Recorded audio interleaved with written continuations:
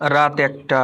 রুষা বসে আছে তার নিজের রুমে, আর গাল বেয়ে টপ টপ করে পানি পড়ছে। এটা কি হতে চলেছে সে আদৌ বুঝতে পারছে না। আগামীকাল তার বিয়ে, অথচ সেটার জন্য সে এখনো প্রস্তুতি নয়। আজ থেকে ১ মাস আগের কথা। রুষাদের পরিবার যৌথ, তাই অনেক কিছুই তাদের ভেবে চিন্তে করতে হয়। রুষার বড় বোন আছে, সে ডিগ্রি নিয়ে পড়ছে। যখন তার বিয়ের প্রস্তাব আসে, তখন তাকে দেখে মনেই হয়নি যে সে এই বিয়েতে রাজি নয়। রাজ চৌধুরী, রুষার বোনের হবু বরের নাম। অনেক বড় লোক ওরা। আমার আপুকে একদিন কলেজ যেতে দেখি পছন্দ করেছিল। কত খুশি না হয়েছিলাম আমি। আমরা তো অত বড় লোক নই, বলতে গেলে মধ্যবিত্ত, এর চেয়েও কম। শুধু দাদুর রেখে যাওয়া বাড়িটির উপর নির্ভর করছে আমাদের সবার ভবিষ্যৎ। বাড়ির সবাই খুব খুশি ছিল। ও হ্যাঁ, আমার আপুর নাম শাহানা। দেখতে শুনতে আমার চেয়ে অনেক সুন্দর। এত বড় বাড়িতে বিয়ে হবে দেখে ভয়ে বাবা প্রথমে রাজি হতে চায়নি, কিন্তু বাড়ির সবাই বলেছিল বেঁচে থাকতে একটি মেয়ের ভবিষ্যৎ অন্তত গড়ে দিয়ে যা। এমনকি আপুও বলেছিল সে রাজি। বাবা সেদিন সুখের কান্না কেঁদেছিল আমাদের দুই বোনকে জড়িয়ে ধরে। বাবা আজকেও কাঁদছে, কিন্তু সুখের নয়, দুঃখে, অপমানে, কষ্টে। আমার বোন শাহানা গায়ে হলুদের সন্ধ্যায় বাড়ি থেকে পালিয়েছে তার প্রেমিককে নিয়ে। যাওয়ার সময় অনেক বড় একটা কাজ করে গেছে। বাবা ধার করে যে গয়না শাড়ি কিনেছিল তাও নিয়ে গেছে। পাড়ার লোকেরা, এমনকি ঘরের মানুষগুলো পর্যন্ত দু কথা শোনাতে ছাড়েনি। কিন্তু বরপক্ষ এই বিয়ে বন্ধ করতে রাজি ছিল না। তাদের সম্মানের প্রশ্ন ছিল। আমাদের এলাকার রশিদ কাকা বরপক্ষের রাজের চাচ্চুর খুব ভালো বন্ধু, তাই ওনার কথায় ওরা সকলে আমাকে ওই বড় বাড়ির বউ করে নিতে রাজি হয়েছে। কিন্তু আমি কিছুতেই মেনে নিতে পারিনি। আমি মাত্র ক্লাস 9-এ পড়ি। চোখে আমার কত স্বপ্ন, অনেক বড় হতে হবে, বাবা মাকে সুখে রাখার কত, নিমেষেই সব শেষ হয়ে যাবে। কিন্তু আমার কিচ্ছু করার নেই। বাবা আর মা যখন আমাকে জড়িয়ে ধরে কাঁদতে কাঁদতে বলেছিল, মারে, তুই তো সব সময় চেয়েছিলি আমি আর তোর মা যেন সুখে থাকি। তুই এই বিয়েটা করলে আমরা অনেক ভালো থাকবো। আজ তুই পারিস আমাকে আমার হারানো সম্মান ফিরিয়ে দিতে। এ অসহায় বাবাকে তুই তার সম্মান ভিক্ষা দে, ভিক্ষা দে। আমি আর কিছু বলতে পারিনি, শুধু কেঁদেছি। সব ভাবতে ভাবতে সকাল হয়ে গেল। এ বাড়িতে আমি আর মাত্র কয়েক ঘন্টার অতিথি। তারপর আমার সব স্বপ্ন একটি সম্মানের কাছে শেষ হয়ে যাবে। সবাই আমাকে ঘিরে আনন্দ করছে, আমাকে সাজাচ্ছে। সবার এই আনন্দ দেখে আমিও আর হাসার মতো একটা নাটক না করে পারছি না। বিয়ের কাজ সম্পূর্ণ হওয়ার সময় রাজবাবুকে দেখে একেবারেই মনে হয়নি সে আমাকে বিয়ে করতে রাজি নয়। আমাকে যখন নিয়ে যাচ্ছিল তখন সবাই কাঁদছিল, কিন্তু বাবা একটি কথাই বলেছিল, মনে রাখবি, তোর বোন যেটা পারেনি সেটা তোকে পারতে হবে, না হয় তুই আমার মেয়ে নয়। বাবার এ কথার অর্থ আমি ঠিক বুঝতে পেরেছি। বড় বাড়িতে পা দেওয়ার সাথে সাথেই বুঝতে পারলাম অনেকেই আমার সাথে রাজবাবুর বিয়েটা মেনে নিতে পারেনি। জানি না আমি কি হতে চলেছে আমার সাথে। শ্বশুর আর শাশুড়ি আমাকে স্বাচ্ছন্দ্য ঘরের ভিতর নিয়ে গেলেন। এবার রাজবাবুর আসল চেহারাটা বেরিয়ে এলো।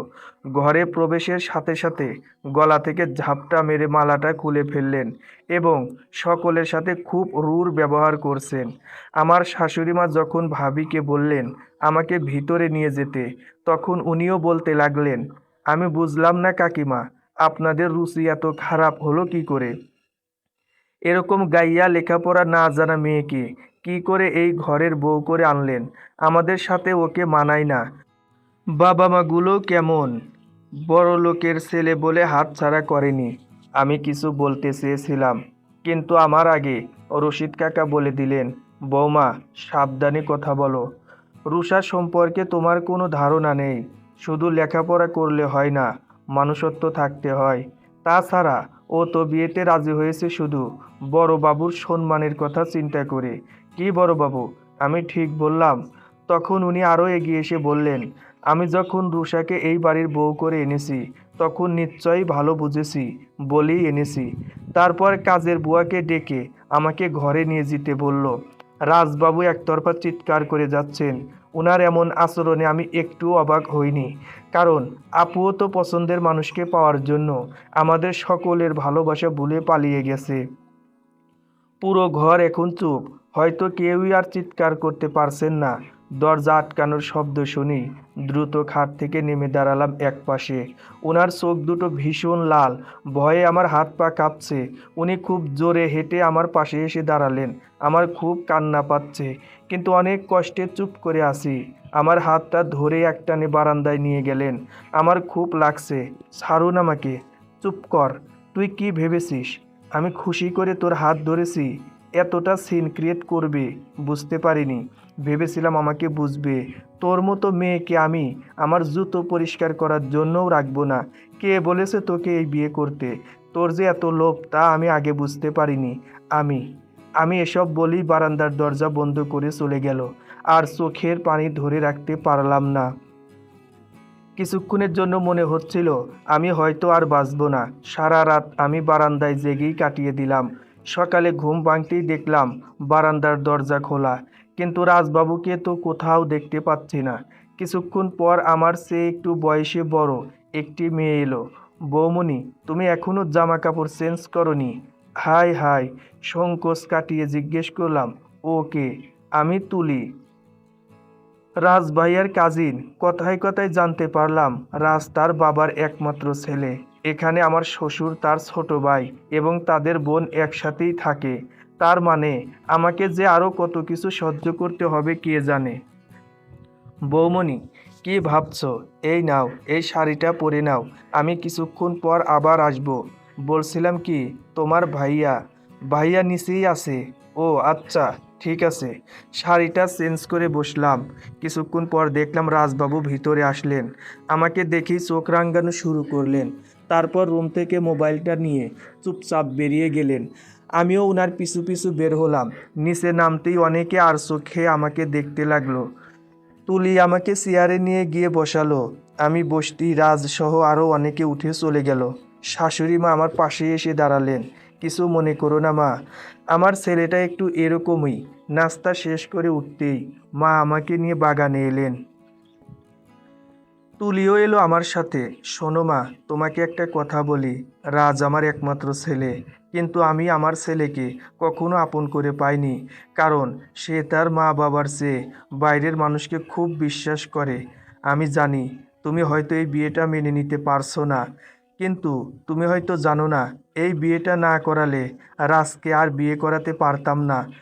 আমরা ওর জন্য অনেক সম্বন্ধ দেখেছি, কিন্তু এই বাড়ির কিছু লোক সবগুলো সম্বন্ধ ভাঙ্গন ধরিয়েছে। এমনকি রাজকেও ভুল বুঝিয়েছে। ও যেদিন প্রথম এসে বলেছিল ও একটা মেয়েকে পছন্দ করে, সেদিন আমি আর তোমার শ্বশুর নতুন করে বাঁচার স্বপ্ন দেখেছিলাম। কিন্তু শাহানা যখন পালিয়ে গেল, তখন ভেবেছিলাম এবার হয়তো আমার ছেলে আর কাউকেই পাবে না।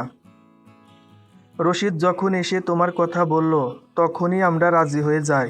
কারণ এই লগ্নে বিয়েটা যদি আমরা দিতে না পারতাম, হয় ওকে ওই অসামাজিক মেয়ে অদিতির সাথে বিয়ে দিতে হতো, না হয় বিয়ে না দিয়ে বসিয়ে রাখতে হতো।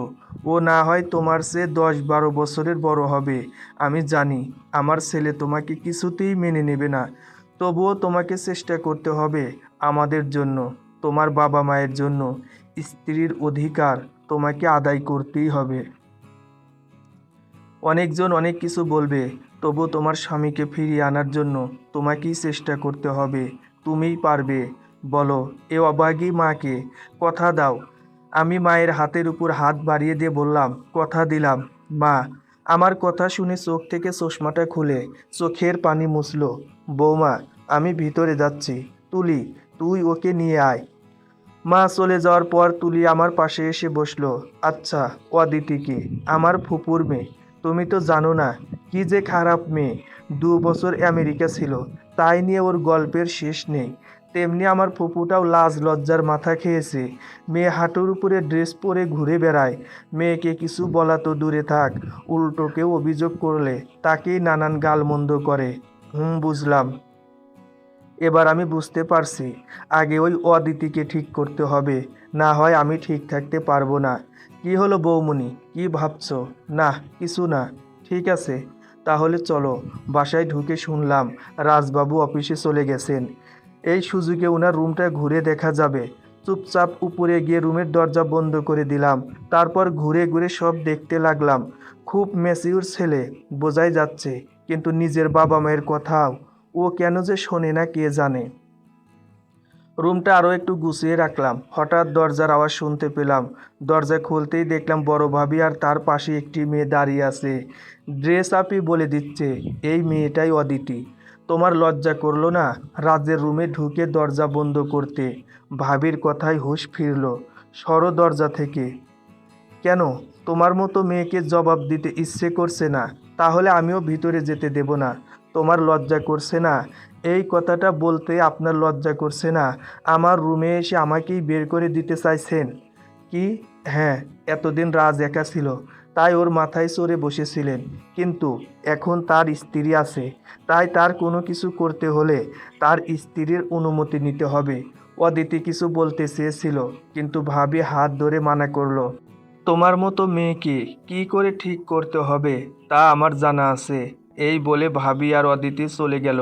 হঠাৎ চেঁচামেচির আওয়াজে ঘুম ভেঙে গেল। সন্ধ্যা হয়ে গেছে। কি করে যে ঘুমিয়ে পড়লাম। অর্ধেক সিঁড়িতে নামতেই দেখলাম ভাবির চোখে জল। আমার চোখে চোখ পড়তেই রাজ আমাকে উপর থেকে টানতে টানতে নিয়ে এলো। সবাই দাঁড়িয়ে আছে। কি যে করি। এই মেয়ে, তুই ভাবিকে কি বলেছিস? তুই আমার স্ত্রী না। ঠিক ঠিক মায়ের কথাটাই সত্যি হলো। রাজবাবু এখন আমার কোনো কথাই আর শুনতে চাইবেন না। রাজবাবু আমার চেয়ে এত লম্বা যে ওনার দিকে তাকিয়ে থাকতে থাকতে আমার ঘাড় ব্যথা করছে। কি হলো বল। হ্যাঁ। কোন অধিকারে? তোর তো সাহস কম নয়। রাজ, থাম। তুমি চুপ করো বাবা। রাজ বাবার সাথে এভাবে কথা বলছিস? হ্যাঁ বলছি। তোমরাই তো আমার জীবনটা নষ্ট করে দিলে। একটা গাইয়া মেয়ের সাথে বিয়ে দিয়ে দিলে, অথচ জানতেও চাইলে না আমি রাজি কিনা। তোমাদের আমার বাবা মা ভাবতেই লজ্জা লাগছে। ছি। এই কথা শুনে আমি আর চুপ করে থাকতে পারলাম না। রাজবাবুর পাশে গিয়ে সপাটে দুটো চড় দিলাম ওর গালে। সবার মুখের কথা বন্ধ। পুরো বাড়ি শুদ্ধ লোক আমার দিকে হা করে তাকিয়ে আছে। আমি বুঝতে পারছি না কি করব। রাজবাবু আমার দিকে এমনভাবে তাকিয়ে আছে যে ভয়ে আমার আবার কান্না পাচ্ছে। কিন্তু কাউকে বুঝতে দেওয়া যাবে না, তাহলে আমি শেষ।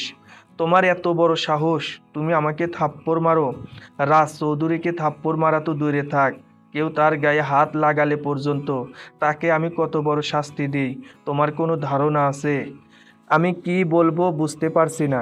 অন্যদিকে মা চুপ করে কেঁদেই চলেছে। সেটার দিকে তার কোনো খেয়াল নেই। একটা রাস্তার মেয়ে হয়ে তুই আমার রাজের গায়ে হাত তুললি? অদিতি, উফ। এই মেয়েটার এসব কথা শুনে না গাটা পুরো জ্বলে যাচ্ছে। কিরে, চুপ করে আসিস কেন? তোর জন্যই তো আজকে এত ঝামেলা, আর তুই কিনা আমার দেবরের গায়ে হাত তুললি। আর চুপ করতে পারলাম না। কেন ভাবি? আমার জন্য কেন হবে? ঝামেলাটা শুরু করলো কে? তখন তো দিব্যি ছোট বাচ্চাদের মতো কান্নার ভান করে উনার মাথায় পেঁচিয়ে পেঁচিয়ে কিছু মিথ্যেকে সত্য বানিয়ে ঢুকিয়ে দিলে। তখন মনে ছিল না ঝামেলাটা হতে পারে। কি? আমি কান্নার ভান করেছি? মিথ্যা বলেছি? রাজ, রাজ ভাই, তুই এখানে চুপ করে থাকবি? কিছু বলবি না? উনি কি বলবে? একে তো আপনারা অপরাধ করেছেন, সেখানে আবার উনাকেও জড়িয়েছেন। অনেক ভয়ে ভয়ে কথাটা বললাম। না, রাজবাবু কোনো কথা বলল না। হাত থেকে ফাইলটা ছুঁড়ে মেরে দোতলায় চলে গেলেন। যাক বাবা, বাঁচা গেছে। এবার সবাই সঠিক বিচার পেয়েছে তো। এখন যে যে তার ঘরে যাও দয়া করে। শাশুড়ি মা, সবাই চলে গেল। কিন্তু যাওয়ার আগে অদিতি আমার কানে একটা কথা বলে গেল, আমিও দেখব তুমি কিভাবে এই বাড়িতে থাকো। উফ। এই মেয়েগুলোরও না আর কোনো কাজ নেই। কাঁধে হাত পড়তেই পিছনে ফিরে তাকালাম। আমি জানি না বৌমা, তুমি কি করে আমার ছেলেটার সাথে সম্পর্ক তৈরি করবে, কিন্তু একটা কথা মনে রেখো, এমন কোনো কথা ওকে কোনোদিনও বলো না যেটা পরে গিয়ে মিথ্যা প্রমাণিত হবে। তাতে সম্পর্ক তৈরি হবে না, আরও ভাঙ্গার উপর ভাঙবে। কিছুটা হাসি মুখ করে উপরে চলে এলাম। দরজার পাশাপাশি আসতেই একটু থমকে দাঁড়ালাম। ভিতরে একটু উকি দিলাম। না, উনি খাটের উপর মাথা নিচু করে বসে আছে। অনেকটা ভাব নিয়েই ভিতরে ঢুকলাম। উনি হয়তো আমি যাওয়ার জন্যই অপেক্ষা করছিলেন। সঙ্গে সঙ্গে উঠে দাঁড়িয়ে গিয়ে দরজাটা বন্ধ করে দিলেন। আমি কিছু বলার আগেই উনি শুরু করে দিলেন, কি ভেবেছিস তোকে ওদের সামনে কিছু করিনি বলে আমি কিছু করতে পারি না? মানে? একদম চুপ, কোনো কথা না। আর তোর মতো রাস্তার মেয়েরা কী বা পারে বল? তোদের কাজই তো হলো চুপ করুন। এই, তুই তুই আমাকে চুপ করতে বলছিস? আমাকে? তোকে তোকে আমি কিছু করব না। জাস্ট 3 মাস, জাস্ট 3 মাসের মধ্যেই আমি তোকে ডিভোর্স দিয়ে এই বাড়ি ছাড়া করব। ডিভোর্সের কথা শুনতেই কেমন জানি পুরো পৃথিবীটা অন্ধকার মনে হচ্ছিল। তারপর আর কিছু মনে নেই। জ্ঞান ফিরতেই দেখলাম আমি খাটের উপর শুয়ে আছি, আর রাজবাবু আমার পাশে চেয়ারের উপর বসে আছে। দেখে তো মনে হচ্ছে ঘুমিয়ে গেছে। আমি দ্রুত উঠে বসলাম। ঘড়ির দিকে তাকাতেই দেখলাম রাত 2টা 35 মিনিট। আমি উঠে রাজবাবুকে আস্তে আস্তে ডাকতে লাগলাম। উনি চোখ খুলে আমাকে দেখতেই আবার শুরু করলেন। আমি তো ভাবলাম তুই মরেই গেছিস, কিন্তু এখনো তো বেঁচে আছিস দেখছি। আমি আর কিছু বললাম না, চুপ করে বারান্দায় চলে গেলাম। এখানেই হয়তো আমাকে সারা জীবন থাকতে হবে, নয়তো বা 3 মাস, কে জানে।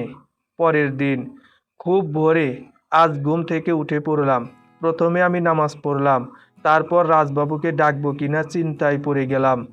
10 মিনিট ভাবার পর ধীরে ধীরে ডাকলাম। চোখ খুলে খাটের উপর বসে আমাকে ভালো করে খেয়াল করে দেখতে লাগলো। শুনুন, আমি আপনাকে ডাকতাম না, নামাজ পড়ার জন্য ডেকেছি। তুই তুই আমাকে ডাকলি কেন? তুই কে যে তোর কথা শুনে আমাকে চলতে হবে? প্লিজ রাগ, আর কোনো কথা নয়। এক্ষুনি আমার রুম থেকে বের হয়ে যা। বের হয়ে সাত সকালে আর ঝামেলা না করে চুপচাপ রুম থেকে বের হয়ে গেলাম। রান্নাঘরে গিয়ে সকালের নাস্তা বানানোর জন্য জিনিসপত্র খুঁজতে লাগলাম। তারপর চা বানিয়ে সকলের জন্য নিয়ে গেলাম। তারপর নাস্তা তৈরি করতে করতে একদম সকাল হয়ে গেল। সকলেই নাস্তা করতে বসলো, কিন্তু অদিতির সেই আদিক্ষেতা করা শুরু হলো। ঠিক সেই সময় উপর থেকে রাজবাবু নামলেন। কি হয়েছে অদিতি? দেখো না সুইট হার্ট, ওই গাইয়া মেয়েটা কি সব তেলে ভাজা বানিয়েছে। তুমি তো, আমি এসব অয়েলি খাবার খুব কম খাই। ঠিক আছে, চলো আজ তুমি আর আমি বাইরে গিয়ে ব্রেকফাস্ট করব। কথাটা শুনেও আমি না শোনার ভান করে রইলাম। এভাবে কেটে গেল আরও কয়েকটি দিন। 6 দিন পর আমাদের বাড়ির সকলে এলো। সবাইকে দেখে আমি এত খুশি হলাম যে নিচে নামার সময় রাজবাবুর সাথে যে ধাক্কা খেয়েছি সে খেয়ালও নেই। আমার কিছু না হলেও উনি ঠিক দেওয়ালে মাথায় আঘাত পেয়েছেন। দাঁড়াও, আমি আর সামনে এগিয়ে যেতে পারলাম না, সাথে সাথে দাঁড়িয়ে গেলাম। না জানি আবার কি নতুন ঝামেলার সৃষ্টি হতে চলেছে। খুব ধীরে ধীরে পিছনে তাকালাম। তোর তো খুব বার বেড়েছে দেখছি। উফ, আমার আরও সাবধানে হাঁটা উচিত ছিল। এখন সকলের সামনে আমি কি করব? আমার পরিবারের সকলকে নিজের পায়ের নিচে দাবিয়ে রাখতে চাইছিস? আমার গায়ে হাত তুলছিস, এখন আবার আমাকে ধাক্কা মারছিস। কি ইচ্ছে হচ্ছে কি তোর? রুষা, এসব কি? রশিদ কাকা, আমি কিচ্ছু বলতে পারছি না। এখানে আমার পরিবারের সকলে উপস্থিত, তাই ওনার সামনে গেলাম। প্লিজ, আজ আমার পরিবারের সকলে এখানে এসেছে, আপনি এরকম করবেন না। আমি ইচ্ছে করে করিনি, আসলে আমার খেয়াল ছিল না।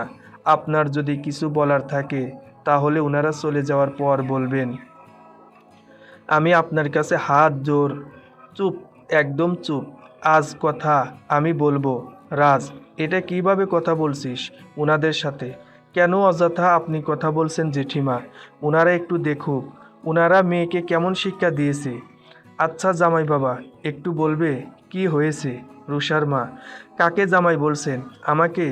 আপনারা ইচ্ছে করে আপনাদের মেয়েকে আমার সাথে বিয়ে দিয়েছেন, আপনারা আমাকে ঠকিয়েছেন। রাজ, না আঙ্কেল, আজ শুধু আমি বলবো, আর কেউ নয়। কেউ একটা কথা বললে আমার এই মুখ তোমরা আর কখনো দেখতে পাবে না। বাবা, আমাদের মেয়ে কি অন্যায় কিছু করেছে? রুষার বাবা, আপনারা বলছেন ন্যায় অন্যায়ের কথা। নিজের বড় মেয়ের সঙ্গে বিয়ে দেওয়ার নাম করে একটা গাইয়া মেয়েকে আমার সাথে বিয়ে দিয়ে দিলেন। আমার তো মনে হয় আপনার পরিবারের সকলে মেয়েদের নিয়ে ব্যবসায় বসেছেন। এক মাল দেখিয়ে ডেলিভারির সময় অন্য মাল দেন। চুপ করো, অনেকক্ষণ ধরে তোমার বাজে কথা শুনছি। কি মনে করেছো তোমার সাথে বিয়ে না হলে আমরা আমাদের মেয়েকে বিয়ে দিতে পারতাম না? ছোট কাকা, এই কথা বলার না কোনো অধিকার আছে আপনার, না আমি আপনাদের এসব বাজে প্রশ্নের জবাব দেব। প্লিজ চুপ করুন, আপনি একটু দয়া করুন। আমার কথা শেষ হওয়ার আগে রাজ রুষার গালে থাপ্পড় মেরে রুষাকে সিঁড়ি থেকে ফেলে দিল। রুষার কপাল ফেটে রক্ত পড়ছে। এই থাপ্পড়টা আজকে মারার জন্যই আমি সেদিন চুপ করেছিলাম। মা, তোমরা সবাই এখান থেকে চলে যাও। এটা তুমি কি বলছো বৌমা? হ্যাঁ মা। কাকি, বাবা আর মাকে এখান থেকে নিয়ে যাও। কেন, উনারা একা যাবেন কেন? তুই কি এখানে এখনো থাকবি নাকি? মা, আমার কসম রইল, চলে যাও এখান থেকে। যদি কখনো শুনতে পাও যে আমি আর বেঁচে নেই, তবুও তোমরা এ বাড়িতে আসবে না। তোমরা যা চেয়েছো তাই হয়েছে। এখন আমি যা চাই তোমরাও তাই করো। চলে যাও, চলে যাও। মা হয়তো কিছু বলতে চেয়েছিল, কিন্তু বাবার জন্য বলতে পারেনি। তাই হবে রে মা, তাই হবে। রুষার বাবা। তারপর উনারা সবাই চলে গেল। রাজ, তুই এটা কি করলি? তোর বাবা যদি আজ এখানে থাকতো তাহলে তোকে এ বাড়ি থেকে বের করে দিত। আমি আর কিছু বললাম না, চুপ করে রুমে গিয়ে দরজা বন্ধ করে দিলাম। তারপর আয়নার সামনে গিয়ে দাঁড়ালাম। আচ্ছা, আমি কি দেখতে এতই খারাপ নাকি? তা যদি না হই তাহলে আমি কি পড়ালেখা জানি না বলে আমি গাইয়া? কিন্তু আমি তো পড়ালেখা করতে চেয়েছিলাম। শুধুমাত্র এই একটা ঝড়ই তো আমার জীবনটা লণ্ডভণ্ড করে দিল। তাহলে এখানে আমার দোষটা কোথায়? কোথায়? এই মেয়ে, দরজা খোল, দরজা খোল বলছি। রুষা শুনেও চুপ করে বসে রইল। কিছুক্ষণ পর রুষা তার সব জিনিসপত্র নিয়ে রাজের রুম থেকে বেরিয়ে পড়ল। রাজ তখন ড্রয়িং রুমে বসেছিল। বৌমা, মা, আমাকে নিচে কোথাও থাকার ব্যবস্থা করে দিন। এই মেয়ে যে আরও কত নাটক করবে কে জানে। ভাবি, হাউ ডেয়ার ইউ! আমার ব্যাপারে এ কথা বলার অধিকার আপনাকে কে দিয়েছে? উম্মা, এই বেয়াদব মেয়ে দেখছি আবার মুখে মুখে কথাও বলছে। দেখেছো রাজ, তোমার মা তোমার জন্য কেমন বউ নিয়ে এসেছে। কাকে কি বলছেন আপনি? আমি এই মুহূর্ত থেকে আর কাউকে আমার স্বামী বলে মানি না। আমার মুখে এই কথা শুনে সবাই অবাক হয়ে গেল। তাহলে তো তোর এই বাড়িতে থাকারও দরকার নেই রাজ। সেটা ঠিক করে দেওয়ার আপনি কে? আমি কারো কাছ থেকে কোনো উপদেশ শুনতে চাই না। বাড়িটা বাবার আর মায়ের, তাই কারো কথায় এখানে আমি থাকবও না, আবার যাবও না। চলুন মা। মা আমাকে একটা নিচের ঘরে থাকার ব্যবস্থা করে দিল। মা, আপনি কোনো চিন্তা করবেন না। ওনার রুম থেকে চলে এসেছি বলে যে আমি আপনাকে দেয়া কথাও ভুলে গেছি, সেটা কিন্তু নয়। আমার ছেলেটা কেন যে আজ পাগলের মতো আচরণ করলো কে জানে। উনি হয়তো উনার রাগ কমানোর জন্যই এসব করেছেন। আর হ্যাঁ মা, বাবাকে এসব কথা বলবেন না। আমি জানি না রে মা, আমি কিচ্ছু জানি না। আজ বাবা মাকে এভাবে অপমানিত হতে দেখে মনে একটুও শান্তি পাচ্ছি না। ছি ছি। 4 দিন পর, এই 4 দিনে একবারও আমি উনার চোখের সামনে যাইনি, কিন্তু আজ সকালে হঠাৎ করে উনার মুখোমুখি পড়ে গেলাম। রাগে আমার গা জ্বলে যাচ্ছে। হঠাৎ উনি বলে উঠলেন, আজ পুরো দিনটাই খারাপ যাবে। আমি কিছু বললাম না। রান্নাঘরে চলে গেলাম। রাজবাবু আজ নাস্তা না করেই অফিসে চলে গেলেন। আমি চা বানিয়ে সবার জন্য নিয়ে যাব। ঠিক এমন সময় রুম থেকে চিৎকারের আওয়াজ শুনতে পেয়ে দ্রুত ভিতরে গেলাম। গিয়ে দেখলাম মা সিঁড়ি থেকে পড়ে মাথা ফাটিয়ে ফেলেছে। সবাই মিলে তাড়াতাড়ি মাকে নিয়ে হাসপাতালে চলে গেলাম। কিছুক্ষণ পর ডাক্তার সাহেব এসে বললেন, উনার প্রচুর রক্তক্ষরণ হয়েছে, এখনই রক্ত দিতে হবে। আমি আর কিছু না ভেবে রক্ত দিতে রাজি হয়ে গেলাম। তখন ডাক্তার সাহেব আমাকে ভিতরে নিয়ে গিয়ে রক্তের গ্রুপ ম্যাচ করিয়ে রক্ত দিতে নিয়ে গেল। কিছুক্ষণের মধ্যে রাজবাবুও অফিস থেকে চলে এলেন। ভাবি, মা কেমন আছে? এখনো জানি না। ডাক্তার কিছু বলেনি। সবাই মিলে অপেক্ষা করতে লাগলাম। হসপিটালে যাওয়ার পর থেকে রাজবাবু আমাকে কিছুক্ষণ পর পর দেখছেন। বুঝলাম না কেন। কিছুক্ষণ পর ডাক্তার সাহেব বাইরে এলেন। ডক্টর, ডক্টর, আমার মা কেমন আছেন? ভয়ের কোনো কারণ নেই। তিনি এখন সম্পূর্ণ সুস্থ। Thank you doctor, thank you, it's okay. একদিন পর মাকে নিয়ে আমরা সবাই বাড়ি ফিরে এলাম। মায়ের এই অবস্থার কথা শুনে বাবাও ঢাকা থেকে চলে এলো। 2 দিন পর আমি যেই মায়ের জন্য চা নিয়ে যাব, ঠিক ওই সময় দেখলাম রাজবাবু তার মায়ের রুমে ঢুকছে। মা, আসতে পারি? হ্যাঁ বাবা, আয়। আমি পর্দার আড়ালে গিয়ে দাঁড়ালাম। এখন কি অবস্থা মা তোমার শরীরের? হ্যাঁ ভালো। আচ্ছা, সেদিন কি করে এত বড় দুর্ঘটনা ঘটলো বলো তো। আর বলিস না, উপর থেকে নামার সময় সিঁড়িতে পানি ছিল যে সেটা খেয়াল করিনি। তারপর আর কি পিছলা খেয়ে পড়ে গেলাম। কি? হ্যাঁ, আসলে মা, পানিগুলো ওখানে আমিই ফেলেছিলাম। মানে, আসলে আমি পানিগুলো ইচ্ছে করেই ওখানে ফেলেছিলাম রুষার জন্য। আমি জানতাম যে কিছুক্ষণ পর রুষা সবার জন্য চা নিয়ে উপরে যাবে, আর তখনই হয়তো। কথাটা শোনার সাথে সাথে আমার হাত থেকে চায়ের গ্লাসটা নিচে পড়ে গেল। আওয়াজ শুনতে পেয়ে দুজনেই আমার দিকে ফিরে তাকালো। বৌমা, আমি আর ওখানে দাঁড়াতে পারলাম না, নিজের রুমে এসে সোজা দরজা বন্ধ করে দিলাম। দাঁড়াও বৌমা, বৌমা, এটা তুই কি করলি? যাকে তুই বিপদে ফেলতে চেয়েছিলি সেই তোর মাকে রক্ত দিয়েছে, এই কথাটা তুই কি করে ভাবলি? ছি! এটা আমি কি শুনলাম? এটাও শোনার বাকি ছিল। আমার উপর উনার এত রাগ যে উনি আমাকে এভাবে মারতে চেয়েছেন, এত ঘৃণা করে আমাকে। সারাদিন আর কারোর ডাকে সাড়া দিলাম না। সকালে শুনলাম উনি 2 মাসের জন্য অফিসের কাজে সিঙ্গাপুর যাচ্ছে। ভালোই হয়েছে। ওনার চেহারার দিকে তাকাতেই এখন আমার ঘৃণা হচ্ছে। উনি চলে যাওয়ার পর মা আমার কাছে এলেন আমার ছেলের এমন মন মানসিকতার জন্য। আমি সত্যিই খুব লজ্জিত বৌমা। ছি ছি মা, আপনি কেন ক্ষমা চাইছেন? আসলে আমার কপালটাই খারাপ, আর কি বলবো। 2 মাস পর, এই 2 মাস সুখে দুঃখে কোনো রকমে আমার জীবনটা কেটে গেছে। আজকে উনি সিঙ্গাপুর থেকে আসছে, ওনাকে আনতে বড় ভাইজান আর কাকা গেছে, আর সঙ্গে ওই অদিতি মেয়েটা। 1 ঘন্টা পর ওরা সবাই বাড়ি ফিরে এলো। কিরে ভাইয়া? তুলি? এনেছি, সবার জন্য এনেছি। তারপর উনি সবাইকে তাদের জন্য আনা জিনিসগুলো দিতে লাগলেন। আমি চলে যেতে চাইলাম, হঠাৎ পিছন থেকে আমার নাম ধরে ডাকলো, রুষা দাঁড়াও, এটা তোমার জন্য। খুব অবাক লাগছে, এত ভদ্র ভাষা। আমি কিছু বললাম না, ও নিলামও না, চলে গেলাম। রুষা, 4 দিন পর। এই 4 দিনে আমিও ওনার সাথে কথা বলিনি, উনি নিজেও বলতে চায়নি। অফিস নিয়েই ব্যস্ত ছিলেন। রাজ, কোথায় যাচ্ছিস? কেন মা? অফিসে। ওহ, তোকে তো বলাই হয়নি, আজ সাথীর গায়ে হলুদ। আমাদের সবাইকে সন্ধ্যায় যেতে হবে। সমস্যা নেই, তোমরা চলে যেও, আমি সোজা অফিস থেকে ওখানে চলে যাব। আর কোনো সমস্যা হলে ফোন তো আছেই। আচ্ছা ঠিক আছে।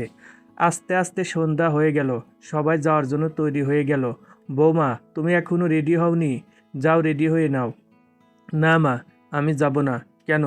শুনুন মা, আমি যদি যাই তাহলে অনেকেরই সমস্যা হতে পারে। তাছাড়া আমি গেলে উনিও অস্বস্তি বোধ করবেন, নানানজন নানান কথা জিজ্ঞেস করবেন। তাই আমার না যাওয়াই ভালো। কিন্তু? কোনো কিন্তু নয় মা। আর সময় তো এখনই শেষ হয়ে যাচ্ছে না। আচ্ছা ঠিক আছে, আমি কিন্তু তোমাকে মাঝে মধ্যে ফোন করব। ঠিক আছে? সবাই চলে গেছে, এখন আমি একা।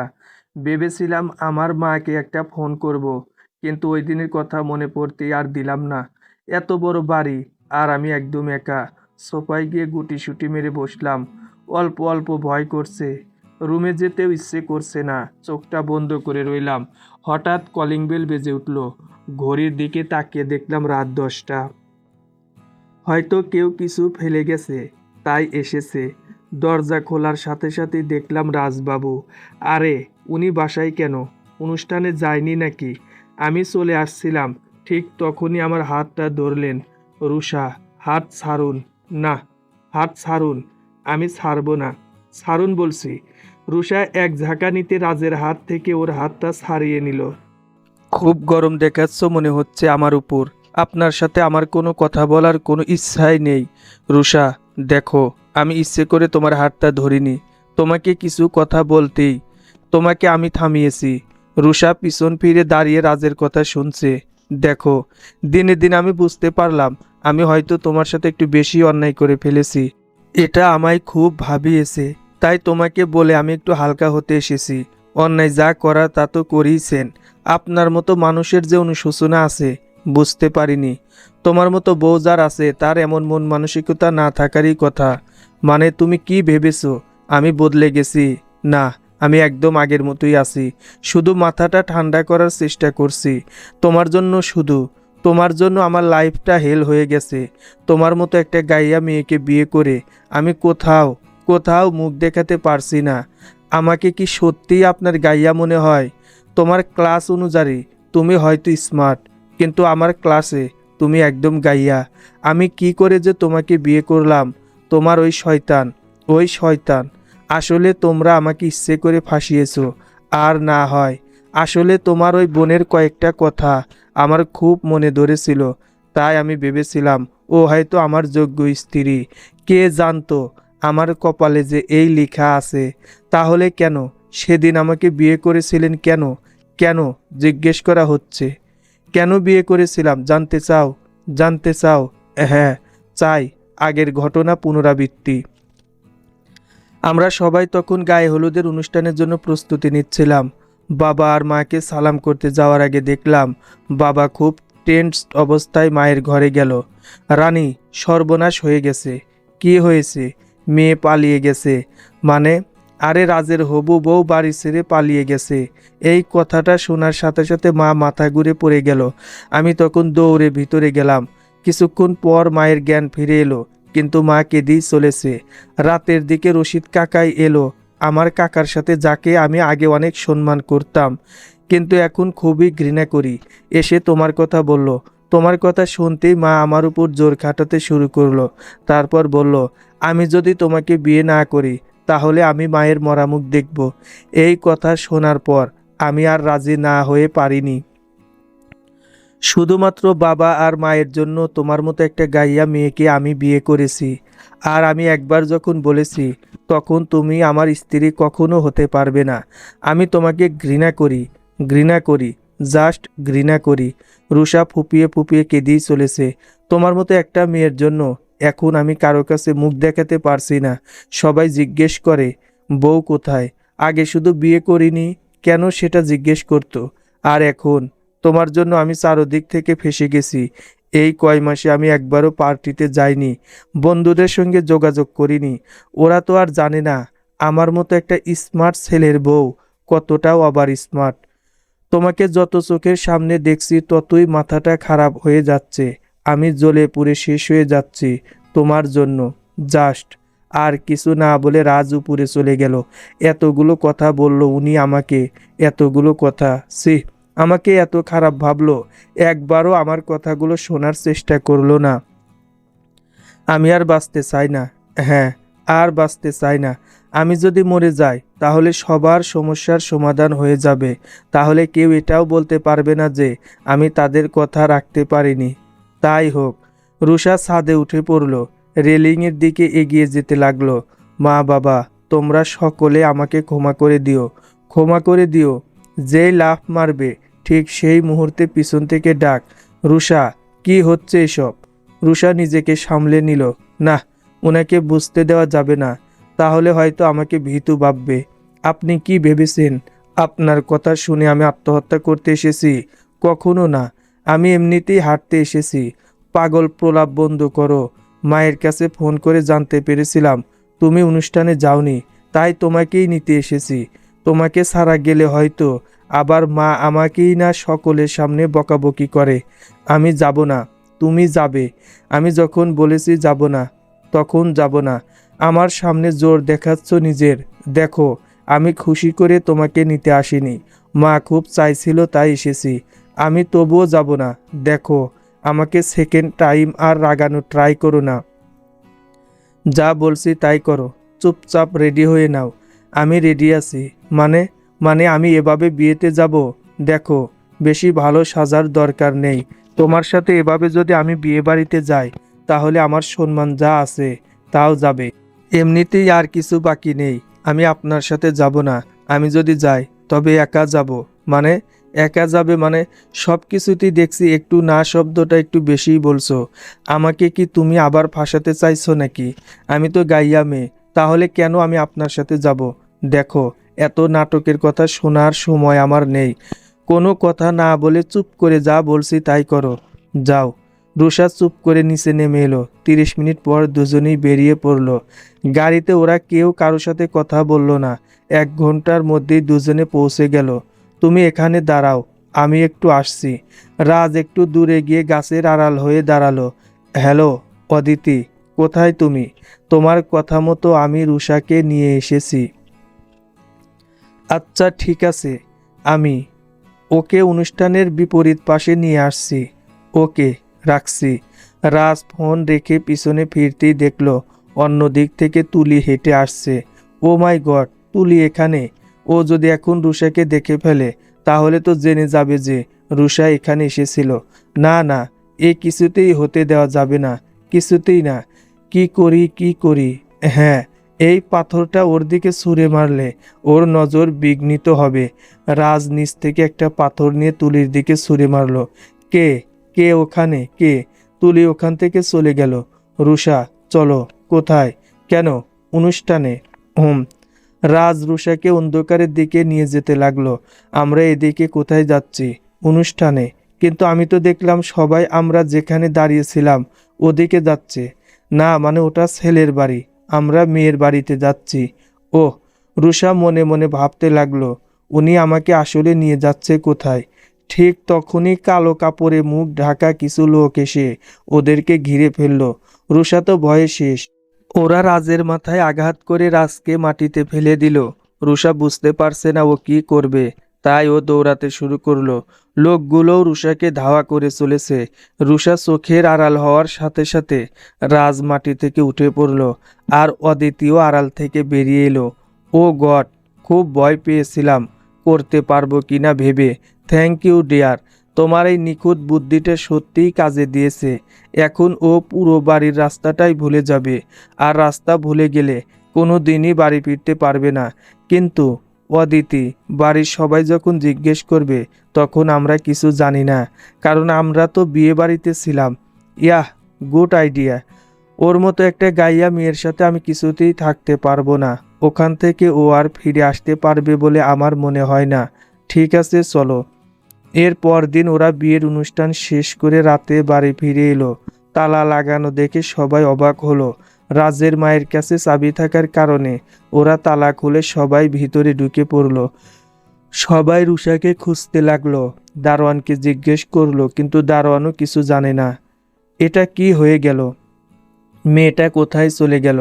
রাজের মা, বেশ ভালো হয়েছে, নিশ্চয়ই পালিয়েছে। ওকে দেখলে আমার মাথা খারাপ হয়ে যায়। চুপ কর রাজ, শুনছো তুমি? একটু সবাইকে বলে দেখো না। যে করেই হোক মেয়েটাকে খুঁজে বের করতে হবে। রাজের মা, তুমি কোনো চিন্তা করো না, আমি খোঁজ করছি। আজ রাতের মধ্যে যদি বৌমাকে খুঁজে পাওয়া না যায় তাহলে সকালে পুলিশকে খবর দিতে হবে। আমার বাড়ি থেকে আমার বৌমা হারিয়ে গেছে বললে মান সম্মান আর কিছু থাকবে না। রাজের বাবা, এই অদিতি, এখন কি হবে?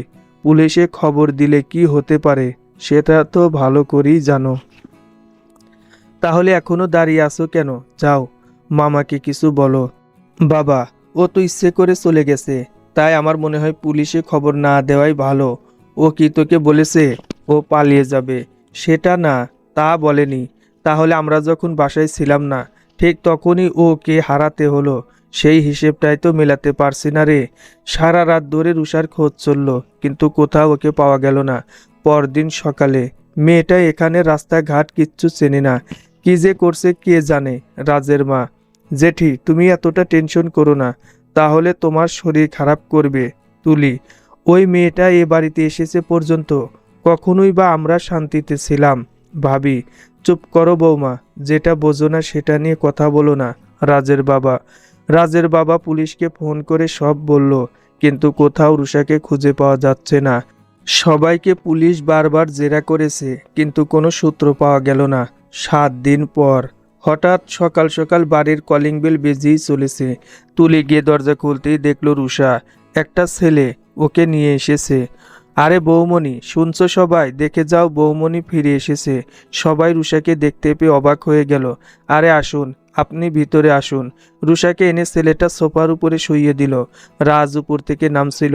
এমন সময় রুষাকে দেখে ওর চোখ কপালে উঠে গেল। রাজকে দেখে অদিতি নিচ থেকে উপরে উঠে গেল। এদিকে এসে রাজ, এখন কি হবে অদিতি? ওর যদি জ্ঞান ফিরে আসে তাহলে তো সব ফাঁস করে দেবে। এতটা ভাবছো কেন? আমাদের গল্পটা তো আর রুষা বুঝতে পারেনি। সো একদম নর্মাল হয়ে নিচে যাও। তবুও আমি তো ওর সাথে ছিলাম।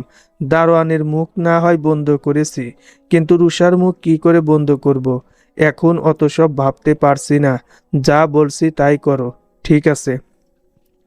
রাজ ধীরে ধীরে নিচে এলো। রাজের বাবা দ্রুত ডাক্তারকেও খবর দিল। পুলিশও চলে এলো। রুষাকে ওর রুমে নিয়ে গেল সবাই। কি বুঝলেন ডাক্তার? যতটুকু দেখলাম তাতে তো ওর অবস্থা খুবই খারাপ। আচ্ছা, ও এতদিন কোথায় ছিল জানতে পেরেছেন পুলিশ? আমরা ঠিক জানি না অফিসার। ওকে যেই ছেলেটা নিয়ে এসেছে সেই ভালো জানবে। যান, ওকে ডাকুন। ছেলেটা সোফা রুমে বসে আছে। ভাবি ওকে ডেকে ভিতরে নিয়ে গেল। তোমার নাম? পুলিশ: ইফতি। আমি একজন ফরেস্ট অফিসার। আচ্ছা, ওর ঠিক কি হয়েছিল? আজ থেকে 6 দিন আগে বিকেলে একটা জঙ্গলে ওকে আমি অজ্ঞান অবস্থায় খুঁজে পেয়েছি। সবাই খুব অবাক হয়ে গেল। মানে? তুমি চুপ করো রানী, অফিসারকে জিজ্ঞেস করতে দাও। রাজের বাবা: তারপর পুলিশ? ওখান থেকে আমি ওকে নিয়ে আমার বাড়ি গেলাম।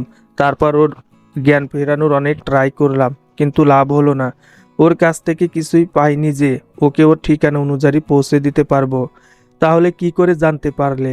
হঠাৎ কালকে দেখলাম ও অল্প অল্প করে চোখ খুলছে। তারপর আমি ওর কাছ থেকে জানতে চাইতেই ও বলল ওর হাজবেন্ডের নাম রাজ চৌধুরী। আমি যেহেতু এখানে নতুন তাই চিনতে পারছিলাম না। আবার জিজ্ঞেস করতে বলল ও বড় বাড়ির বউ, ওর শ্বশুর রাজ্জাক চৌধুরী। তারপর আমি আরও অনেক কিছু জানতে চেয়েছিলাম, কিন্তু উনি হয়তো ব্রেন চাপের কারণে আবার জ্ঞান হারিয়েছে। তারপর আমি শহরে এসে খোঁজ করে উনাদের কথা জানতে পারি। রাতে জঙ্গলে রাস্তা ছিল, তাই সকাল সকাল নিয়ে এলাম। রাজের মাথায় আগুন জ্বলছে কথাগুলো শুনে। আপনার এসব কথা যে সত্যি তা আমরা বিশ্বাস করব কি করে? আপনারা চাইলে সিকিউরিটি গার্ডদের জিজ্ঞেস করতে পারেন। ওকে অফিসার, বলছি। বৌমাকে যখন খুঁজে পাওয়া গেছে তখন আমরা আর ব্যাপারটা বড় করতে চাই না। ঠিক আছে, আমরা চলে যাচ্ছি, কিন্তু পরে কোনো সমস্যা হলে জানাবেন। ওকে অফিসার, ওকে। সবাই রুষার জ্ঞান ফেরার জন্য অপেক্ষা করতে লাগলো। এদিকে রাজ রাগে ফুলছে আর ফুলছে। মেয়েটার জ্ঞান না ফেরা পর্যন্ত বুঝতে পারছি না কি হয়েছিল। রাজের মা: ডাক্তার তো ইঞ্জেকশন দিয়েছে আর বলেছে ঘন্টা 2-এর মধ্যে জ্ঞান ফিরে আসবে। রাজের বাবা: 1 ঘন্টা 25 মিনিট পর রুষা আস্তে আস্তে চোখ মেলতে শুরু করলো। আরে, বৌমার জ্ঞান ফিরে এসেছে। আস্তে আস্তে বসো মা, পানি খাবো। যা তো তুলি, 1 গ্লাস পানি নিয়ে আয়। তুলি পানি এনে রুষাকে খাওয়ালো। এদিকে রাজ ঘামতে ঘামতে শেষ। বৌমা, এবার একটু বলো তো আসলে কি হয়েছিল? ধীরে ধীরে বলো বাবা। রুষা রাজের মুখের দিকে তাকালো। রুষা তাকাতেই রাজ চোখ নামিয়ে ফেলল। উনি এখানে কোথা থেকে? উনি তো আমার সাথে ছিল। রুষা মনে মনে ভাবতে লাগলো। তারপর রুষা সরাসরি জিজ্ঞেস করলো, উনি এখানে? হ্যাঁ বৌমা, ও তো এখানেই ছিল। রাজের অবস্থা পুরোপুরি খারাপ হতে লাগলো। এই মেয়েটা যদি এখন উল্টাপাল্টা কিছু বলে বসে তাহলে তো আমি পুরোই ফেঁসে যাব। রাজ: কিন্তু ওই দিন রাতে কোথায় ছিলেন? বৌমনি শোনো, আমরা বিয়ের দিন অনুষ্ঠান শেষ করে রাতে এসে দেখি তুমি বাড়ি নেই। ভাইয়া তো আমাদের সাথেই ছিল। সাথে ছিল? তাহলে আমাকে একা পেলে চলে এলো? না না, উনাকে তো ওই লোকগুলো অজ্ঞান করে রেখেছিল। উনি তো আমাকে দেখেইনি। তাহলে উনি কি বাড়িতে এসব কথা বলেনি? হয়তো সবাই চিন্তা করবে ভেবে বলেনি। কি হলো বৌমা, কি ভাবছো? বলো না মা। আসলে আমার বাড়ি যেতে চেয়েছিলাম। আসলে ওই দিন এত বড় একটা ঘটনা ঘটার পর মনে মনে খুব কষ্ট হচ্ছিল, তাই যেতে চেয়েছিলাম। কিন্তু আমি তো এখান থেকে রাস্তা চিনি না, তাই পুরো রাস্তাটাই হারিয়ে ফেলেছি। তুমি আমাদেরকে বললে আমরাই তোমাকে পৌঁছে দিতাম। মা, তুমি জানো আমরা কতটা টেনশনে ছিলাম এই কদিন। মা, আর এমন বোকামো হবে না মা। ঠিক আছে, তুমি আস্তে আস্তে ফ্রেশ হয়ে নাও। আচ্ছা। রাত জোরে একটা নিঃশ্বাস ফেলে উপরে চলে গেল। রাজ উপরে যাওয়ার সাথে সাথে অদিতি ওর রুমে ঢুকে পড়ল। অদিতি, তুমি? হ্যাঁ।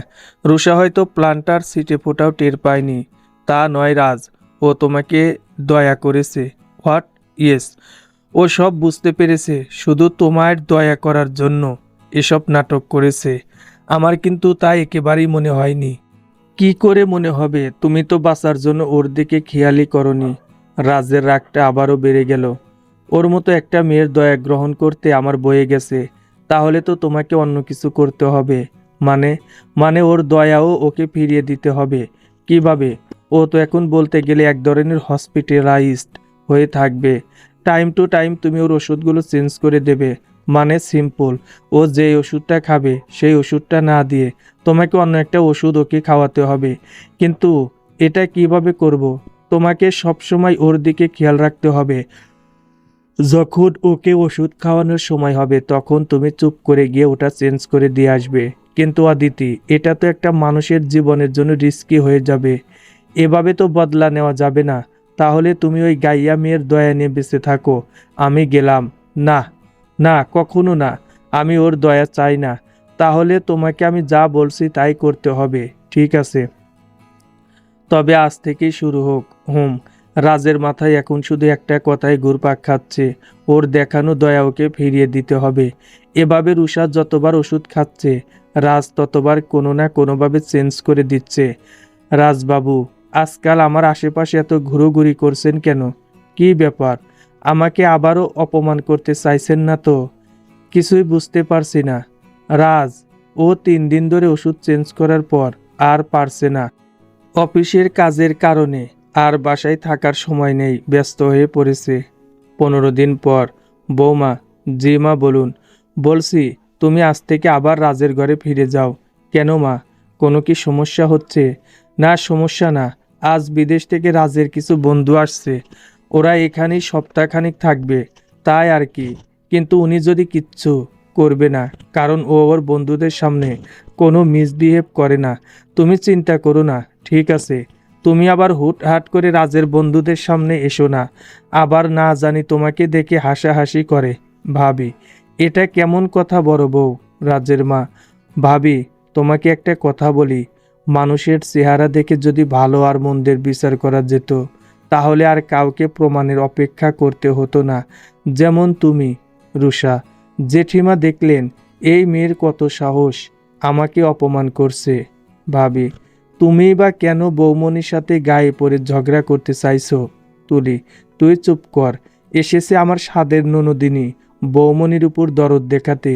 কেউ আর কিছু না বলে সবাই চুপচাপ নিজেদের কাজে চলে গেল। রুষা তার জিনিসপত্র নিয়ে রাজের রুমে চলে গেল। বিকেলের দিকে রাজ বাড়ি ফিরে এলো, তখন রুষা রুম গোছাচ্ছিল। রাজ রুমে ঢুকতেই রুষাকে দেখে অবাক হয়ে গেল। তুমি এখানে কি করছো? কোনো উপায় ছিল না, তাই আমি এখানে এলাম। মানে? আপনার বন্ধুরা আসছে, তাই? তাই বলে আমার রুমে কেন থাকতে হবে তোমার? তুলিকে বলে রুম শেয়ার করলেই পারতে। তুলি রুমের বাইরে দাঁড়িয়ে সব কথা শুনছিল, তাই ওকে বলতেই ও না করে দিল।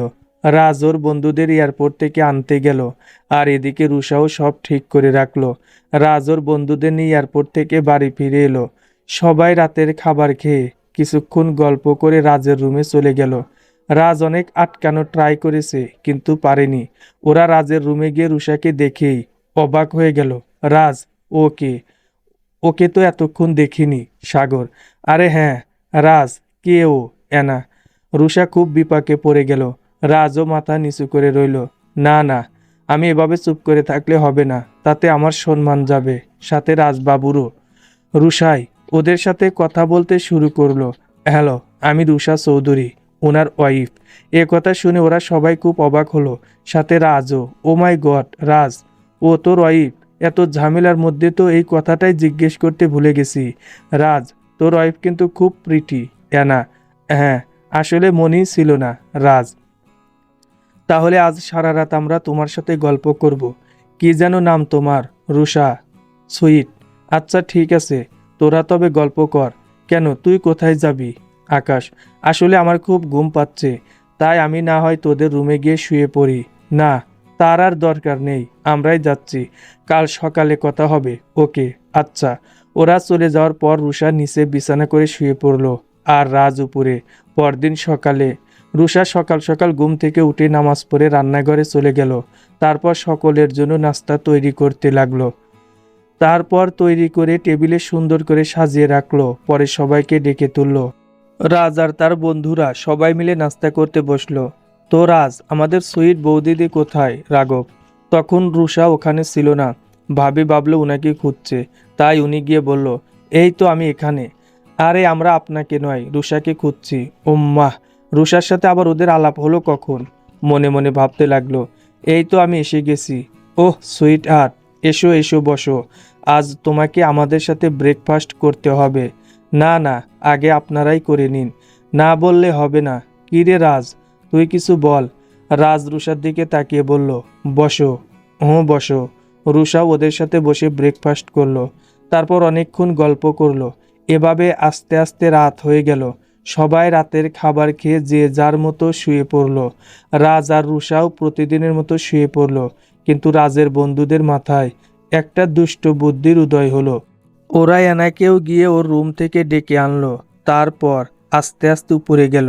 উপরে গিয়ে দরজায় হাত দিয়ে দেখলো দরজা খোলাই আছে। ওরা এক ধাক্কায় দরজা খুলে ফেললো। কিন্তু খুলে যা দেখলো তা দেখার জন্য কেউ একেবারেই প্রস্তুত ছিল না। রাজ আর রুষা তখনও জেগেছিল, তাই ওদেরকে দেখার সাথে সাথে ওরাও দাঁড়িয়ে গেল।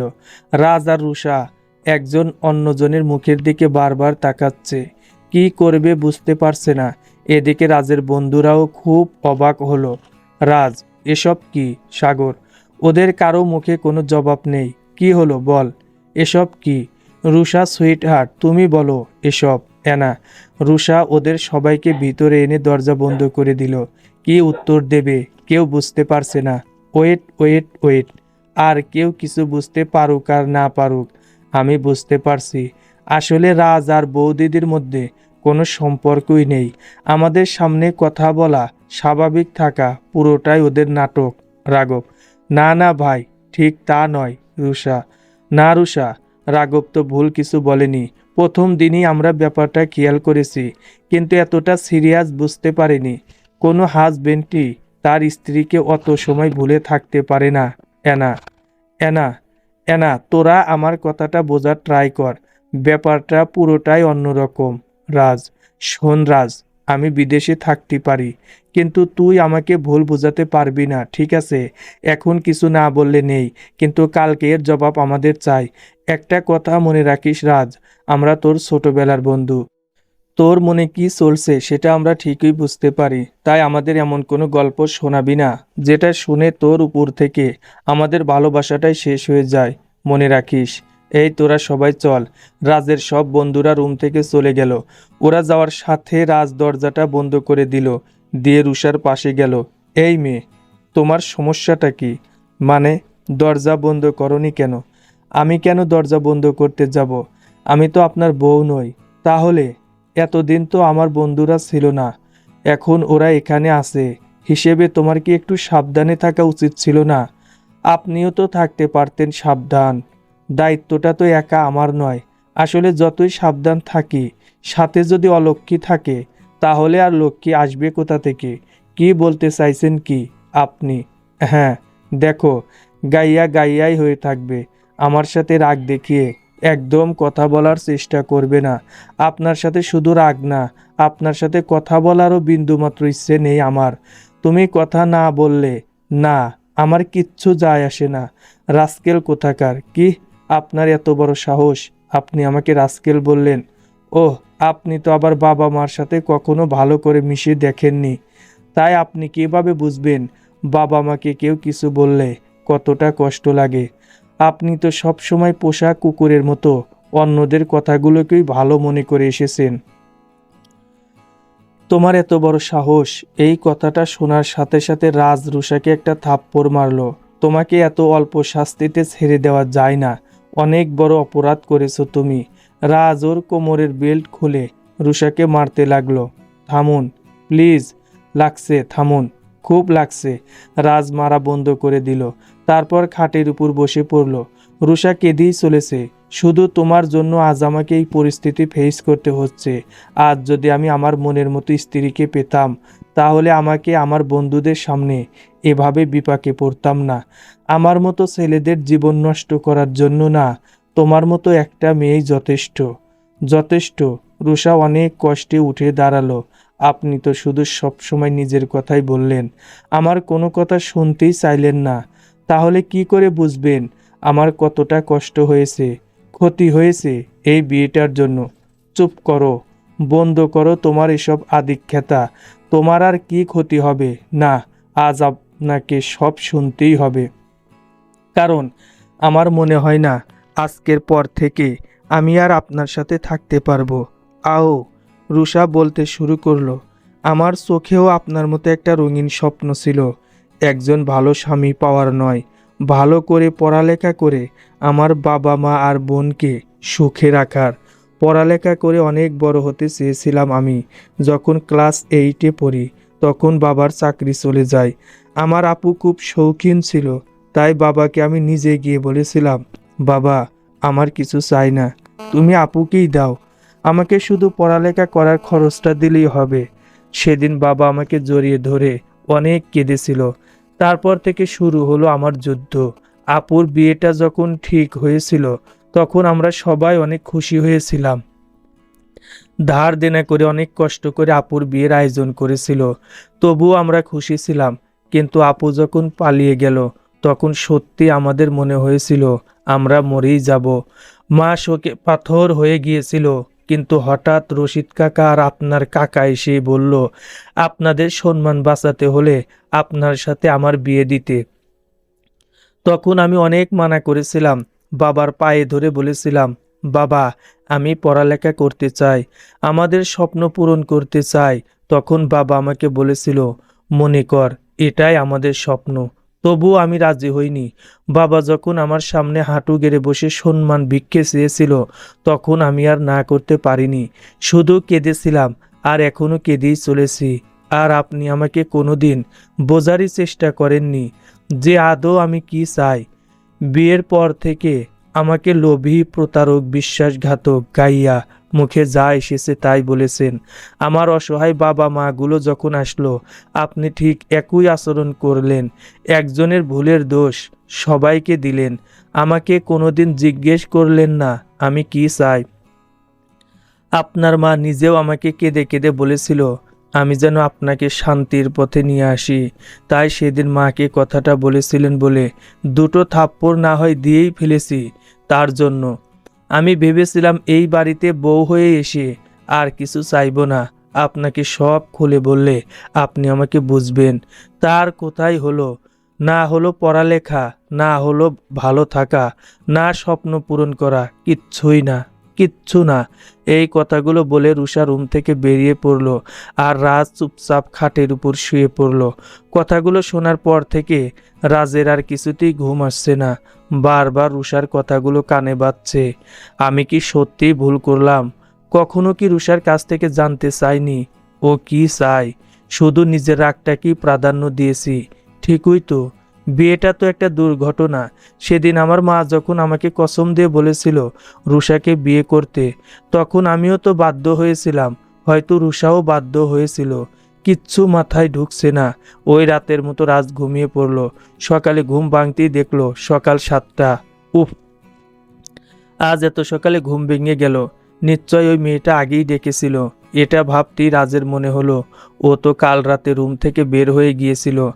রাজ দ্রুত রুম থেকে বের হতেই দেখলো রুষা দরজার বাইরে শুয়ে আছে। একবার ডাকবো, না ডেকেই বা উপায় কি? রাজ ওকে নাম ধরে ডাকতে লাগলো, রুষা, রুষা ওঠো, সকাল হয়ে গেছে, সবাই দেখলে খুব অসুবিধা হয়ে যাবে। রুষা, এই রুষা ওঠো। রাজ গায়ে হাত দিতেই দেখলো হাতগুলো খুব গরম। তারপর কপালে হাত দিয়ে দেখলো এ কি, কোনো কথাও বলছে না। এই রুষা, রুষা, মনে তো হচ্ছে জ্ঞান হারিয়েছে। না, ওকে ভিতরে নিয়ে যেতে হবে। রাজ রুষাকে কোলে করে ভিতরে নিয়ে গেল। তারপর সবাইকে ডেকে ডাক্তারকে খবর দিল। কিছুক্ষণের মধ্যে ডাক্তারও চলে এলো। ডাক্তার রুষাকে ভালো করে দেখছে। আচ্ছা, ওর হাতে এসব কিসের দাগ? ডক্টর, সবাই ভালো করে দেখছে। আরে গতকাল রাতে যখন ওকে দেখেছিলাম তখন তো ওর হাতে এসব দাগ ছিল না। এনা, ওর অবস্থা খুব খারাপ। আমি ইঞ্জেকশন দিয়ে দিয়েছি আর কিছু ওষুধ লিখে দিয়েছি। অবস্থা বেগতিক হলে হসপিটালে অ্যাডমিট করতে হবে। খেয়াল রাখবেন ওর। ওকে ডক্টর, ঠিক আছে। বাবা, রাজ ডক্টরকে গিয়ে এগিয়ে দিয়ে আসলো। আমার মনে হয় এখন আমরা এখান থেকে চলে যাই। ওর জ্ঞান ফিরে এলে তবে দেখা যাবে। বাবা, ঠিক আছে, চলো সবাই। মা, সবাই চলে গেল, কিন্তু রাজের বন্ধুরা রুষার পাশেই বসে থাকলো। একটু পর রাজ ফিরে এলো। হ্যাঁ রে রাজ, কাল রাতে ঠিক কি হয়েছিল একটি বলবি? এনা, থাক এনা, এখন ওর কাছ থেকে কিছু জানতে চাস না। আগে রুষার জ্ঞান ফিরে আসুক, তারপর রুষার কাছ থেকে জিজ্ঞেস করব, না রে, আমি চুপ থাকতে পারলাম না। আমি একজন মেয়ে, তাই আমি বুঝতে পারছি রুষার অবস্থাটা। নিশ্চয়ই রাজ রুষার সাথে খারাপ কিছু করেছে। কিরে রাজ, আমি কি ভুল কিছু বললাম? এনা রাজ কিছু বলছে না, শুধু চুপ করে আছে।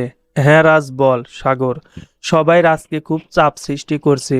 চুপ কর তোরা, সবাই চুপ কর। না, রাজ চুপ করব না, আমরা চুপ করব না।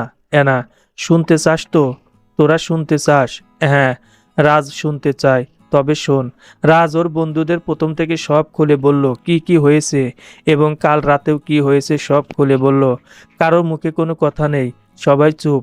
এবার তোরাই বল, আমি কি বা করব? কি জানি না রে রাজ, কিন্তু আমি তোকে একটাই কথা বলতে চাই, মেয়েটাকে এভাবে ভুল বুঝিস না। হাজার হোক, ও তো এখন তোর স্ত্রী। এনা, হ্যাঁ রে রাজ, আমরাও তাই মনে করি। এবার বাকিটা তোর হাতে। এসব বলে রাজের সব বন্ধুরা ঘর থেকে বেরিয়ে গেল। এবার রাজ সত্যিই ভাবনায় পড়ে গেল। কি করবে বুঝতে পারছে না। হঠাৎ পিছনে ফিরতেই দেখলো রুষার জ্ঞান ফিরে এসেছে। আরে, উঠো না, উঠো না, শুয়ে থাকো। না, আমি ঠিক আছি, ছাড়ুন। চুপ করো, একটু বেশি বোঝো। চুপচাপ শুয়ে থাকো, আমি তোমার জন্য খাবার নিয়ে আসছি। কিছুক্ষণ পর আবার ওষুধ খেতে হবে, আমি আসছি। রাজ রুম থেকে বের হয়ে যেই নিচে যাবে, ঠিক তখনই অদিতি রাজকে টেনে অন্য পাশে নিয়ে গেল। আরে রাজ, তুমি তো খুব ভালো অভিনয় করো দেখছি। মানে? মানে হলো এই যে কি সুন্দর রুষার সাথে নিজেকে মিলিয়ে ফেললে।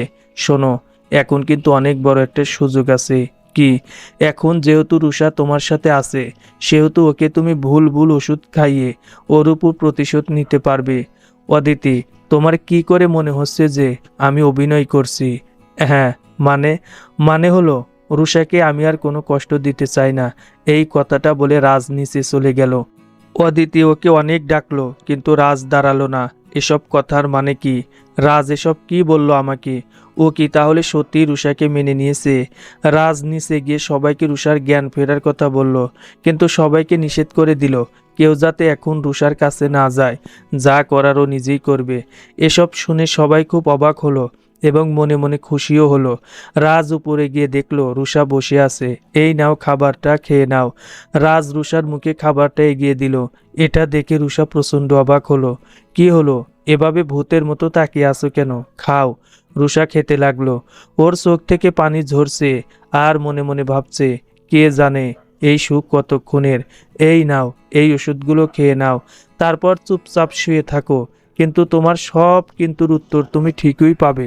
কিন্তু এখন কোনো কথা নয়। রুষা শুয়ে পড়ল আর রাজ ওর গায়ে চাদরটা দিয়ে বাইরে বেরিয়ে পড়ল। রুষা শুধু একটাই কথা ভাবছে, এই সুখ হয়তো চোখ বুজলেই শেষ হয়ে যাবে। কে জানে।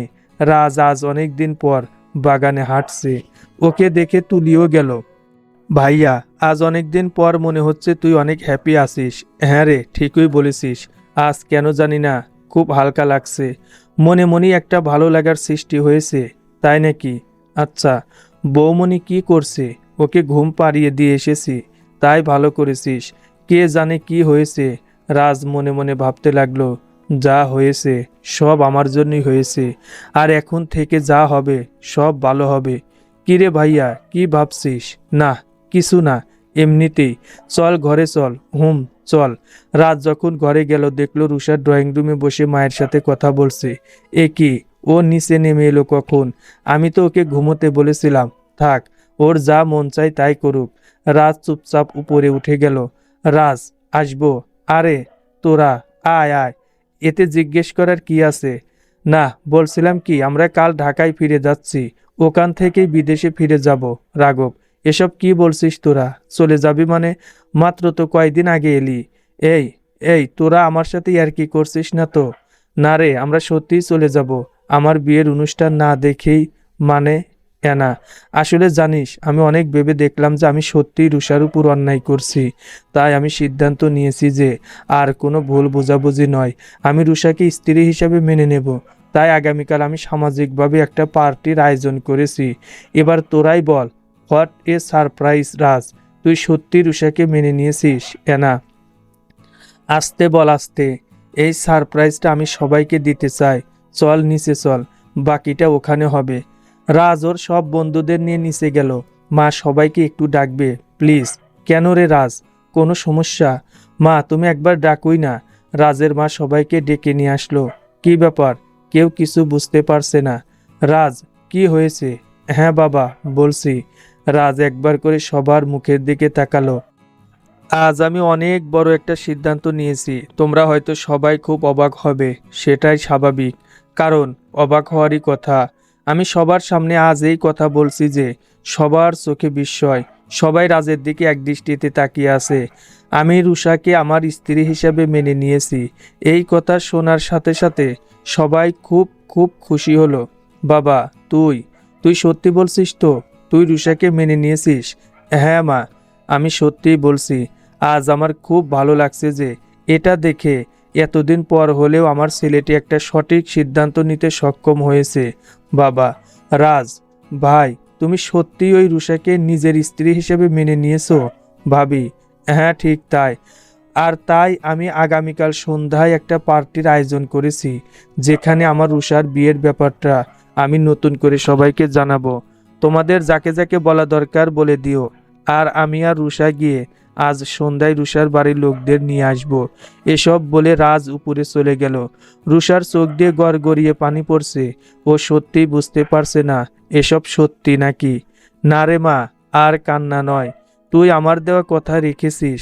আমার ছেলেটা সত্যিই মানুষ হলো বলে। সত্যি, আমি সত্যি পেরেছি মা, রাজবাবুকে ভালো করতে। হ্যাঁ রে মা, হ্যাঁ। এখন আর কান্না নয়, এখন তোর সুখের দিন।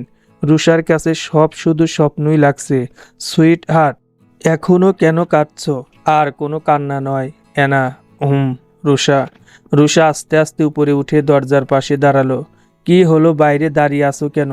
ভিতরে এসো। না মানে আজ তুমি আমার কাছে কিন্তুর উত্তর জানতে চেয়েছিলে না, এটাই তার যোগ্য উত্তর। রুষা ভিতরে গিয়ে রাজের পা ধরে বসে পড়ল। আরে আরে, কি করছো? ওঠো। গতকাল রাতে আমি আপনাকে অনেক কথা বলেছি, আপনি আমায় ক্ষমা করে দিন। আরে ওঠো, অপরাধ তো আমিও কম করিনি। তুমি কথাগুলো না বললে হয়তো কোনো দিনও আমি তোমার দুঃখটা ফিল করতে পারতাম না। রুষা, পারলে তুমি আমাকে ক্ষমা করে দিও। যেখানে আপনি নিজেই সব বুঝতে পেরেছেন, সেখানে আর কোনো ভুল বোঝাবুঝি নয়। না, রাজকে আমি কোনো দিনও তোর মতো একটা গাইয়া মেয়ের হতে দেব না। অদিতি, অদিতি, এসব কি বলছো তুমি? চুপ করো। না রাজ, ওই মেয়েটা কখনো তোমার যোগ্য হতে পারে না। আমি আমি তোমার যোগ্য। অদিতি, ও আমার যোগ্য কি যোগ্য না সেটা আমি বুঝলেই হলো। আর কারো বোঝার দরকার নেই। না, আমি তো তোমাকে ভালোবাসি। বলো, বলো রাজ, ছাড়ো আমাকে। আমি কি তোমাকে কখনো বলেছি আমি তোমাকে ভালোবাসি? সো এক্ষুনি এখান থেকে বেরিয়ে যাও। রাজ, হ্যাঁ। Aditi, please out. অদিতি রেগে ঘর থেকে বেরিয়ে গেল। শোনো, তুমি অদিতির কথাই কিছু মনে করো না। না না, আর হ্যাঁ, তৈরি হয়ে নাও, আমরা এক্ষুনি তোমার বাড়ি যাব। ঠিক আছে। রাজবাবু হয়তো সত্যিই তার ভুল বুঝতে পেরেছে। আমার আর কিছু চাই না, শুধু চাই উনি এমনি করেই ভালো থাকুক। কিছুক্ষণ পর রাজ আর রুষা বেরিয়ে পড়ল। 2 ঘন্টার মধ্যে পৌঁছে গেল। রুষা পৌঁছে দ্রুত ভিতরে গেল, আর রাজ পিছন পিছন। মা, মা, বাবা, বাবা। রুষা, তুই? হ্যাঁ ছোট কাকি, আমি। মা কোথায়? মা আর বাবাও ভিতর থেকে বেরিয়ে এলো।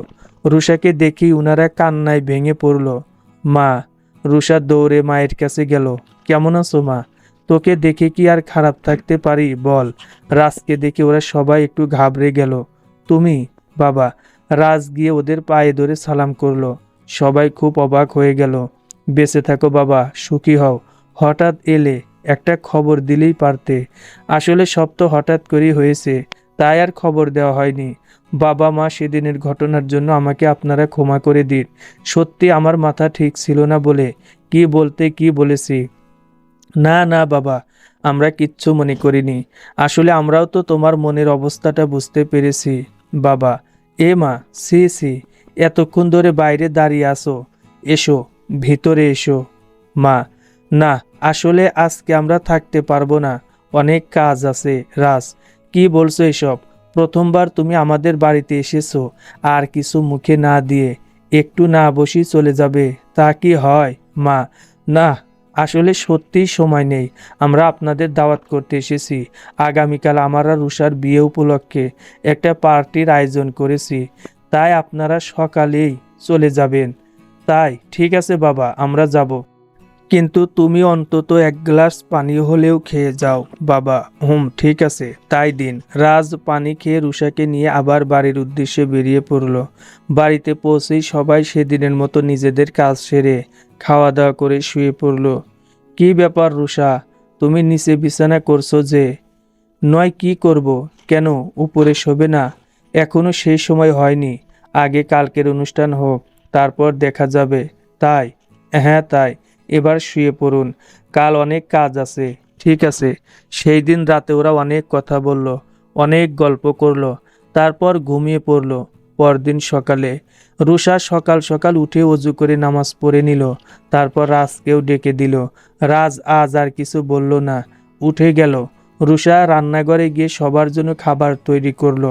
সকালের নাস্তা সেরে সবাই কাজে ব্যস্ত হয়ে গেল। দুপুরের দিকে রুষার পরিবারের সবাইও চলে এলো।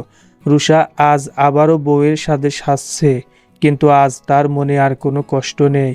আজ সে অনেক খুশি। আস্তে আস্তে সন্ধে হয়ে গেল। রাজ আর রুষাও নিচে নেমে এলো। রাজের বাবা আর মা সবার সাথে রুষা আর তার পরিবারকে পরিচয় করিয়ে দিল।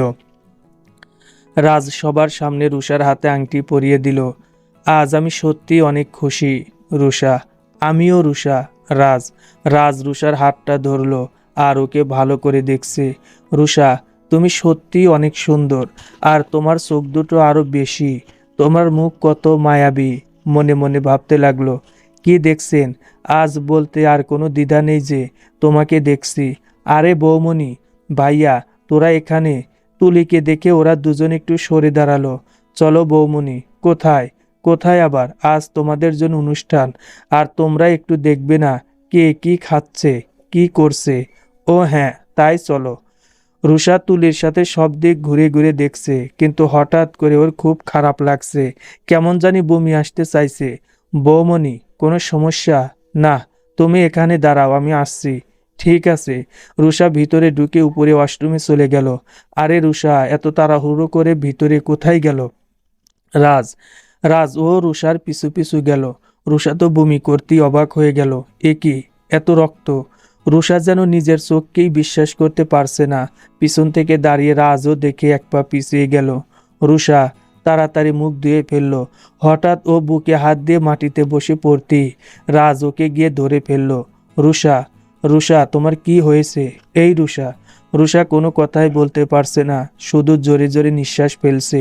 রাজ তাড়াতাড়ি রুষাকে নিয়ে নিচে গেল। তখনও রুষার মুখ থেকে রক্ত বের হচ্ছে। রুষাকে দেখে সবাই বিচলিত হয়ে পড়ল। কি হয়েছে? ওর মা কথা বলার সময় নেই, ওকে নিয়ে এখনই হসপিটালে যেতে হবে। ওরা সবাই রুষাকে নিয়ে হসপিটালে চলে গেল। ডাক্তার দ্রুত ওকে ইমার্জেন্সিতে নিয়ে গেল। সবাই বাইরে বসে অপেক্ষা করতে লাগলো। 30 মিনিট পর ডাক্তার বের হলো। ডক্টর, ডক্টর, রুষা কেমন আছে? আই এম সরি রাজ, রুষার অবস্থা খুবই খারাপ। মানে? মানে রুষার দুটো কিডনি ড্যামেজ। না, এ কখনোই হতে পারে না, কখনো না রাজ। এটা শুনে সবাই কান্নায় ভেঙে পড়ল। এটাই সত্যি, ওর কিডনি দুটো আগেই নষ্ট ছিল, কিন্তু আমরা পরীক্ষা করে দেখলাম হয়তো এমন কোনো ওষুধ খেয়েছে যেটা ওর আরও বেশি ক্ষতি করেছে। তোমরা অনেক দেরি করে ওকে হসপিটালে এনেছো, এখন আমাদের আর কিছু করার নেই। ওষুধ? রাজের মনে পড়ে গেল, ও নিজেই তো খাইয়েছিল। হে খোদা, এটা আমি কি করেছি? নিজের হাতে আমি রুষার এত বড় করলাম। সি ডক্টর, ওকে কি কোনোভাবেই ভালো করা সম্ভব নয়? Please, sorry. সেটা আর কখনোই না, কারণ ও আর কতক্ষণ বেঁচে আছে সেটা আমরা কেউ জানি না। এই নির্মম সত্যটা মেনে নিতেই হবে। ওদিকে রুষার বাবা মার কান্না কেউ থামাতে পারছে না। রাজ বুঝতে পারছে না ও কি করবে। ও রুষার রুমে ঢুকে পড়ল। ওর পিছে পিছে সবাই গেল। রুষা, আমি সব শুনেছি রাজবাবু। রুষা, ওইসব মিথ্যে, তুমি ওসব বিশ্বাস করো না, এসব সত্যি সব।